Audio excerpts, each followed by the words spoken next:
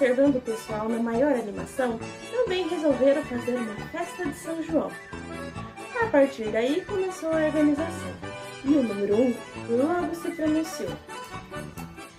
Eu trarei a pipoca, branquinha e salgadinha, era tudo o que eu queria. O número 2 disse então, eu trarei os balões. Não, melhor dizendo, eu trarei 2 balões para o par formar.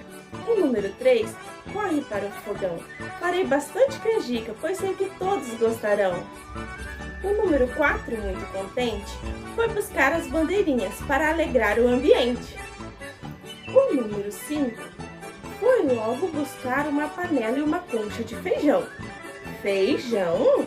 Calma, numerada, é para preparar o quentão.